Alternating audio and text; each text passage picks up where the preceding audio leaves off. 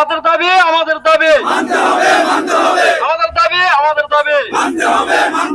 আমাদের যে পদগুলো ঘাটতি আছে সেটা এয়ারফোর্স থেকে ডেপুটেশনে আসতেছে, কিন্তু ডেপুটেশনে আসার ফলে যেটা হয় যে এভিয়েশন সিকিউরিটির যে নলেজ, এটা ওনারা 3 বছরের নলেজ যে গ্যাদার করেন, এটা আবার এর মধ্যে ওনারা 3 বছরের মধ্যে চলে যান। কিন্তু এখানে যদি নিজস্ব জনবল থাকতো, সে যদি দীর্ঘ সময় ধরে এখানে থাকতো, তাহলে তার নলেজটা কিন্তু 3 বছর পরেও আরো নলেজ হতে থাকবে এবং সে এখানে ব্যবহার করতে থাকতে পারবে। তারা যে বাইরে থেকে যারা আসতেছেন, তারা কিন্তু এসেই 3 বছর পর আবার চলে যাচ্ছেন, আবার নতুন করে লোক আসতেছেন, তাদের নলেজ হতে হতেই চলে যাচ্ছেন।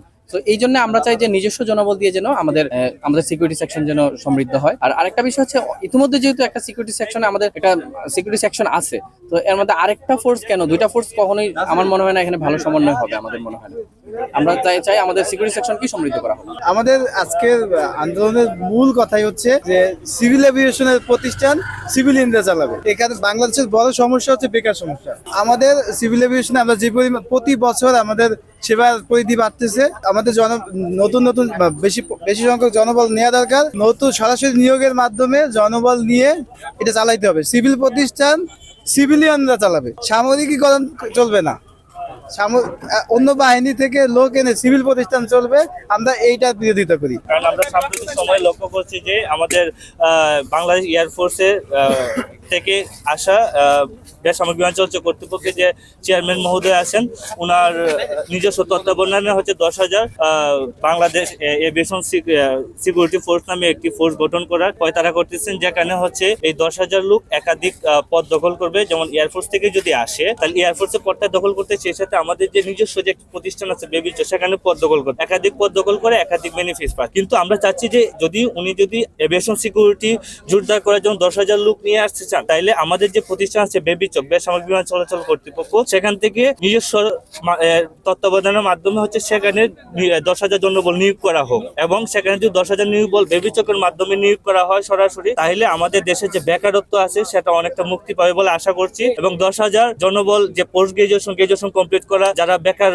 যুবকরা আছেন, শিক্ষিত জাতিরা, তারা উঠে আসবে এবং 10,000 জন কর্মসংস্থান হবে। আমাদের নির্দিষ্ট এখন পর্যন্ত আলটিমেটাম হচ্ছে, এখন পর্যন্ত আমরা প্রসেসিং এ চলতেছে।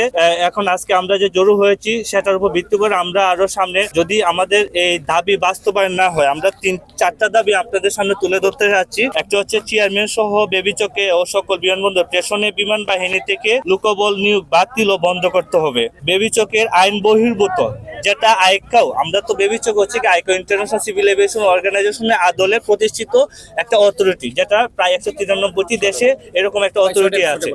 হ্যাঁ, তো এখানে হচ্ছে বেবিচকে আইন বহির্ভূত এয়ারপোর্ট সিকিউরিটি ফোর্স প্রস্তাবনা অবিলম্বে বাতিল করতে হবে।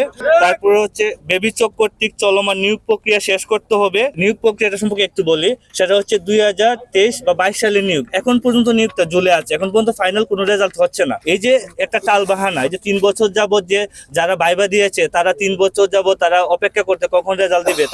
আমি একসময় বেকার ছিলাম, আমি জানি যে বেকারত্বের অভিশাপ কি ভয়ঙ্কর, ভয়াবহ, ফ্যামিলির প্রতি কতটুকু আমাদের করতে হয়। কিন্তু এই যে এখন পর্যন্ত আজকে 2025 সালের মার্চ মাস, এখন পর্যন্ত এই নিয়োগটা হচ্ছে না। আমরা চাই ওই নিয়োগটা চলমান প্রক্রিয়া শেষ করতে হবে। কর্তৃপক্ষের জনবল বৃদ্ধিকরণের লক্ষ্যে চাহিদা মাফিক জনবল নিয়োগের বিজ্ঞপ্তি দিতে হবে। লাস্ট পয়েন্ট হচ্ছে 2022 সালের নিয়োগপ্রাপ্ত কর্মকর্তা কর্মচারীদের অতি দ্রুত চাকরি স্থায়ীকরণ করতে হবে। আমরা আরেকটা পয়েন্ট হচ্ছে, সেটা হচ্ছে গিয়ে 2016 সালে ইনএড টু সিভিল পাওয়ারে এয়ারফোর্স থেকে প্রায় 12 থেকে 1300 জনবল আসে, কিন্তু এটা প্রেষণের মাধ্যমে আসতেছে।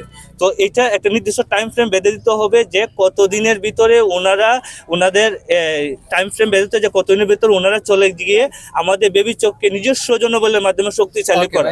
এবং সেই